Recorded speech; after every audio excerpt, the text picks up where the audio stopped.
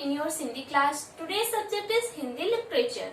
Students, Hindi literature में previous class में मैंने आपको हिंदी लिटरेचर का सिलेबस बताया था और हिंदी लिटरेचर में हमारे पेन पेपर टेस्ट का जो पहला पार्ट था, पार्ट 1 देश हमारा, और यह एक हमारी कविता थी। तो इस कविता की कुछ पंक्तियों को हमने जाना था और इसके अर्थ को समझा था। आज की क्लास में हम उसके आगे से कंटिन्यू करेंगे, लेकिन इसे आगे कंटिन्यू करने से पहले आइए एक छोटा सा रिकैप लेते हैं प्रीवियस क्लास का। स्टूडेंट, इसमें इस कविता की स्टार्टिंग लाइन में कवि कहता है कि जो हमारा देश है वह सबसे सुंदर है, सबसे प्यारा है, और हमारे देश में जो पर्वतराज हिमालय है वह अपने सिर पर बर्फ का मुकुट धारण किए हुए है, और हमारे देश में सोने के समान नदियां निरंतर अपनी धारा को प्रवाहित करती रहती हैं, यानी अपनी धारा को हमेशा यहाँ पर बहाती रहती हैं। और इसके आगे कवि कहता है कि यह जो हमारे हिमालय का प्रांगण यानी आंगन है उसे गंगा नित अपने जल से धोती रहती है, यानी हमेशा अपने जल के द्वारा उस आंगन को धुलती है। और हमारे देश में बादल अपने रस की वर्षा, यानी बादल हमेशा यहाँ पर वर्षा करते रहते हैं। इसके आगे कवि कहता है कि हमारे देश के चरणों को सागर अपनी लहरों के द्वारा धुलता है, और सागर में जो भी हीरे मोती रहते हैं उन्हें भी हमारे देश के चरणों में लाकर बिखेर देता है। इसके आगे कवि कहता है कि हमारे देश में जो मलय पर्वत है उससे टकराकर वायु हमारे देश की वंदना करती है, और यहाँ पर जो चंदन के वृक्ष हैं वह उपटन का कार्य करते हुए हमारे देश की सुंदरता को निरंतर बढ़ाते रहते हैं, और हमारे देश में प्रेम और रस के सुगंध की धारा निरंतर बहती रहती है। तो स्टूडेंट्स, यहाँ तक की पंक्तियों का अर्थ हमने पिछली क्लास में समझा था। आइए अब हम इसके आगे से कंटिन्यू करते हैं। तो students, open the page number 8। Page number 8 में आगे की पंक्तियां दी गई हैं। कलियां है मुस्कान लुटाती, गलियों में मधुकर ढुलकाती, बेसुध से भ्रमरों की धारा देश हमारा। इन पंक्तियों में कवि कहता है कि हमारे देश में जो कलियां हैं जब वह खिलती हैं तो एक मुस्कान की भांति प्रतीत होती हैं, तो वह अपने मुस्कान को हमारे देश के गलियों में बिखराती रहती हैं और अपने रस को भी यहाँ पर बिखराती हैं, और उन कलियों के रसों के द्वारा बहुत सारे भ्रमर का अर्थ होता है भंवरे, बहुत सारे भंवरे अचेत या फिर बेहोश होकर हमारे देश की गलियों में निरंतर मंडराते रहते हैं। इस धरती की अजब कहानी, फूल फलों ऋतुओं की रानी, देवों का नंदन वनहारा देश हमारा।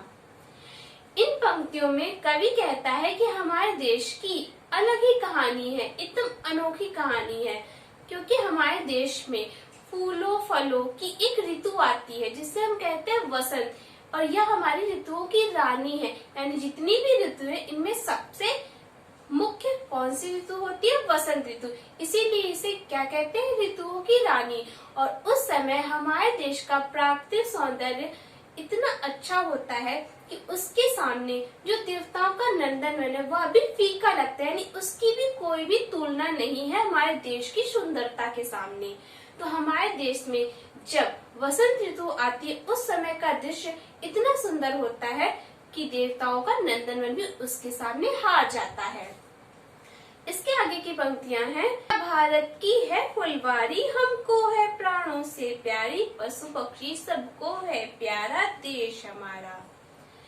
इसके आगे कवि कहता है कि जो भारत की फुलवारी, इसका अर्थ होता है पुष्प वाटिका, यानी जहाँ पर फूलों का बगीचा हो। तो यह जो हमारे भारत देश का फूलों का बगीचा है यह हमें अपने प्राणों से भी प्यारा है, और यह सिर्फ हमें ही नहीं, यहाँ पर रहने वाले सभी पशु पक्षियों को भी बहुत ही प्यारा है। इसके आगे की लाइन है, एक देश के रहने वालों आओ सबको गले लगा लो, हम सब एक एक ही नारा देश हमारा। इसके आगे कवि कहता है कि एक देश में रहने वाले, यानी यह जो देश है यहीं पर रहने वाले जितने भी लोग उन सभी से कहता है कि आओ हम सब मिलकर एक दूसरे को गले लगा ले, क्योंकि जब हम एक ही देश में रहते हैं तो हम सब एक हैं, और हमारा नारा यानी स्लोगन भी क्या होना चाहिए? एक होना चाहिए, यानी यह हमारा भारत देश है और यह हमें अपने प्राणों से प्यारा है। तो आखिरी की पंक्तियों में कवि कहता है कि हमें अपने देश में एकता बनाकर रहना चाहिए, यानी हमेशा एकता में रहना चाहिए। ये नहीं कि किसी से भेदभाव करना चाहिए। हम सब जब एक ही देश में रहते हैं तो हम एक देश के ही निवासी हैं, इसीलिए हमें एक साथ मिलकर रहना चाहिए। तो स्टूडेंट्स, यह था हमारा कविता का अर्थ। आई होप आपको यह कविता अच्छे से समझ में आ गई होगी और इसे आपको पढ़ना है, इसके अर्थ को समझना है। अगर आपको इसका अर्थ नहीं समझ में आ रहा, आप इसे फिर से मुझसे एक बार पूछ सकते हैं। तो स्टूडेंट्स, इस पार्ट को पढ़ने के बाद अब आते हैं हम क्लास वर्क पर। स्टूडेंट्स, सबसे पहले आपको हिंदी लिटरेचर एंड लैंग्वेज की कॉपी अलग अलग बनानी है, जैसा मैंने आपको प्रीवियस क्लास में ही बताया था। यहाँ पर आपको लिटरेचर की कॉपी में लिटरेचर का सिलेबस सबसे पहले राइट करना है, देन उसके बाद आपको चैप्टर स्टार्ट करना है। तो सबसे पहले आप अपनी कॉपी में सिलेबस राइट करेंगे, जो मैंने आपको प्रीवियस क्लास में सिलेबस लिखवाया था। उसे राइट करने के बाद आपको नेक्स्ट पेज पर साइड कॉर्नर पर डालना है दिनांक, यानी डेट। डेट डालने के बाद ही आप कोई भी वर्क स्टार्ट करेंगे। जब भी वर्क आपको स्टार्ट करना होगा तो सबसे पहले आपको डेट डालनी है। डेट को डालने के बाद आप पार्ट डालेंगे। पार्ट ए देश हमारा है, और इसके बाद संकल्पना लिखेंगे। आपकी बुक में पेज नंबर 7 पर बॉक्स दिया गया है, वहां पर जो संकल्पना लिखी हुई उसे ही आपको संकल्पना हेडिंग डालकर राइट करना है। इतना राइट करने के बाद आप नेक्स्ट पेज पर आएंगे। वहां पर आपको अपनी बुक से, यानी अपनी किताब से इस कविता की सिर्फ और सिर्फ 8 पंक्तियां देखकर उसे राइट करना है। इससे ज्यादा आप मत लिखिएगा, सिर्फ 8 पंक्तियां आप अपनी बुक से देखकर उसे राइट करिएगा।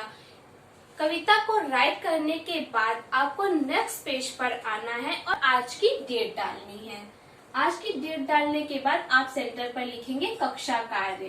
कक्षा कार्य के बाद आपकी नेक्स्ट हेडिंग होगी कठिन शब्दार्थ। यहाँ पर मैं आपको कठिन शब्द अलग से नहीं लिखवा रही हूँ, कठिन शब्द और उसके अर्थ दोनों साथ में ही लिखवा रही हूँ।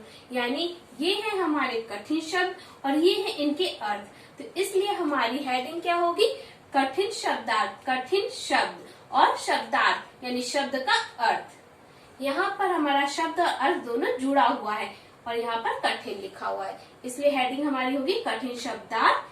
इसके बाद आपको ये कठिन शब्दार्थ राइट करने हैं। पहला शब्द है आपका कंचन, इसका अर्थ होता है सोना। धवल, धवल का अर्थ होता है सफेद। प्रांगण, प्रांगण का अर्थ होता है आंगन।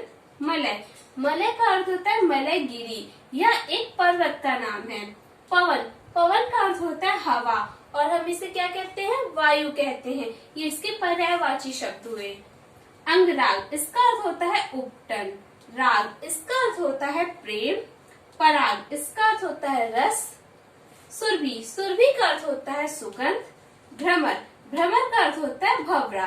तो स्टूडेंट्स, ये है हमारे शब्दार्थ। इन्हें आपको अपनी क्लास वर्क की कॉपी में नीट एंड क्लीन हैंडराइटिंग में राइट करना है। जैसे मैंने आपको बताया आप वैसे ही वर्क करेंगे। सबसे पहले सिलेबस राइट करेंगे, देन इसके बाद पार्ट का नाम डालेंगे और नंबर डालेंगे, फिर आप डालेंगे संकल्पना। हेडिंग डालने के बाद आपको संकल्पना राइट करनी है।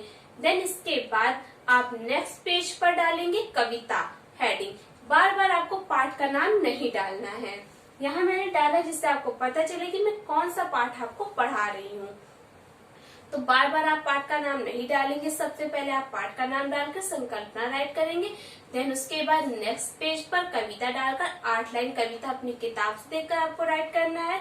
देन इसके बाद आपको नेक्स्ट पेज पर आना है और डालना है कक्षा कार्य, कठिन शब्दार्थ, और इन कठिन शब्दों को और उनके अर्थ के साथ आपको राइट करना है। This is a class work. ये आपका आज का क्लास वर्क है। स्टूडेंट्स, क्लास वर्क के बाद अब आते हैं हम होमवर्क पर। होमवर्क में आपको क्या करना है, होमवर्क में आपको इस पार्ट की 8 पंक्तियां याद करनी है और उन्हें अपनी होमवर्क कॉपी में राइट करना है। साथ ही साथ आपको यहाँ पर जो शब्दार्थ दिए गए इनमें से किन्हीं 5 कठिन शब्दों को चुनना है और उसका वाक्य प्रयोग करना है और उसे आपको अपनी होमवर्क कॉपी में करना है।